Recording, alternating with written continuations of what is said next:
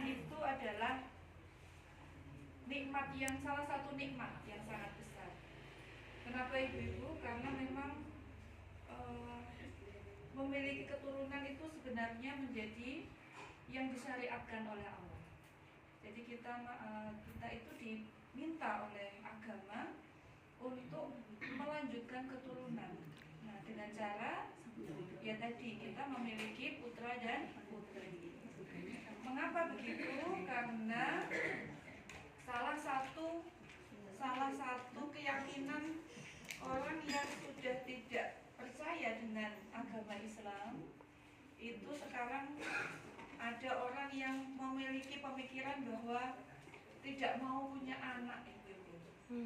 Nah, ini sudah mulai terjangkit kepada gadis-gadis atau remaja putri yang ada di sekeliling kita.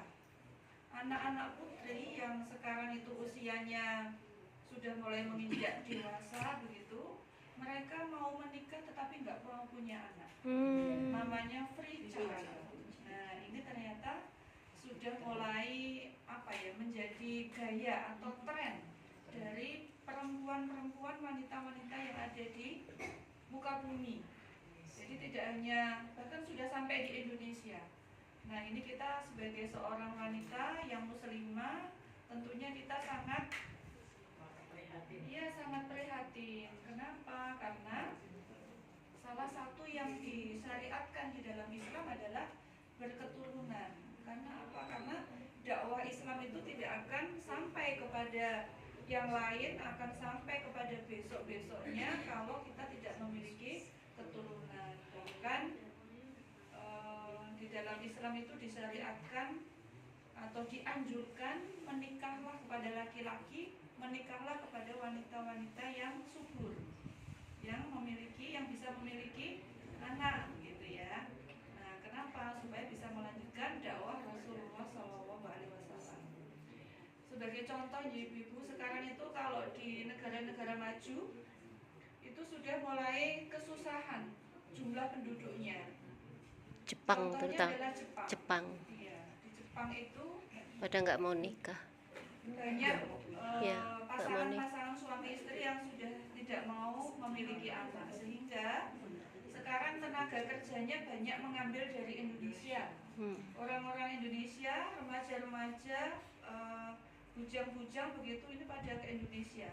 Di sana pada ke Jepang. Rumah-rumah itu pada kosong, tidak ada penghuninya, karena itu tadi sudah tidak punya keturunan. Sehingga apa yang terjadi? Nah, ini kalau Indonesia dimungkinkan akan ada bonus demografi ya Ibu, pada tahun 2045. Bonus demografi itu apa? Bonus demografi itu adalah penduduk dengan usia produktif itu jumlahnya akan banyak sekali di Indonesia. Sementara di Jepang dan negara-negara maju itu bukannya dapat bonus tetapi minus. Nah, ini ya, jadi Masya Allah ya, mudah-mudahan di Indonesia tidak terjadi hal-hal seperti yang ada di luar. Baik, ibu-ibu yang dirahmati Allah, syukur rawuh yang sudah barusan rawuh tadi.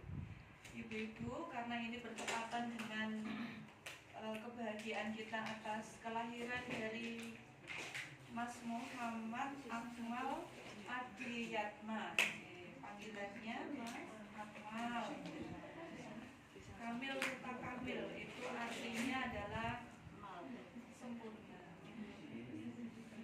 Masya Allah, mudah-mudahan menjadi putra yang menyempurnakan kedua orang tuanya. Amin.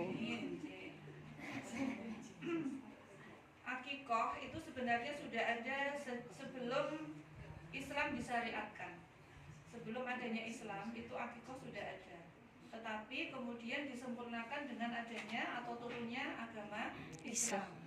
Akikoh yang pernah dilakukan oleh Rasulullah SAW adalah akikoh kepada cucunya, yaitu Hasan dan Husain. Hasan dan Husain itu cucu laki-laki Rasulullah yang pertama kali diakikohi. Diakikohi oleh Nabi Muhammad, ayahnya, yaitu Ali. Nah, cucunya dua-duanya laki-laki, tetapi saat itu akikohnya disembelihkan 1 ekor kambing, meskipun laki-laki karena kembar. Nah ibu-ibu, akikoh itu apa? Apa bedanya akikoh sama kurban? Gitu ya. Nanti mungkin ibu-ibu ada yang bertanya. Nah, akikoh itu adalah sembelihan yang memang diniatkan untuk mensyukuri atas kebahagiaan lahirnya putra-putri atau ya anak begitu ya, atas lahirnya seorang bayi, baik itu bayi laki-laki maupun bayi perempuan. Ada hadisnya, setiap yang lahir gitu ya, setiap yang lahir tergadaikan oleh akikohnya. Nah ini hadis riwayat Tirmizi. Jadi setiap anak yang lahir tergadaikan oleh akikohnya. Disembelihkan pada hari ke-7, kemudian dicukur rambutnya dan diberi nama. Nah ini hadisnya, dan hadis ini sahih ya ibu-ibu. Artinya apa? Artinya ketika seorang pasangan suami istri mendapatkan nikmat, yaitu dimiliki putra atau melahirkan seorang putra atau putri, maka akan sempurna ketika dilakukan akikah. Nah akikah ini hukumnya adalah sunnah muakkad. Ibu-ibu kita sudah pernah belajar ya, hukum sunnah. Ada sunnah muakkad sholat sunnah, sunnah muakkad dan goiru muakkad. Nah artinya sunnah muakkad menikah sunnah yang sangat dianjurkan, tetapi tetap sunnah, jadi bukan wajib. Nah ini yang perlu kita pahami. Kalau hukum asalnya adalah sunnah, kalau tidak dilaksanakan bagaimana ibu-ibu? Tidak apa-apa. Tidak apa-apa, karena tidak wajib. Karena tidak wajib maka namanya sunnah, tapi sunnahnya sunnah muakkad.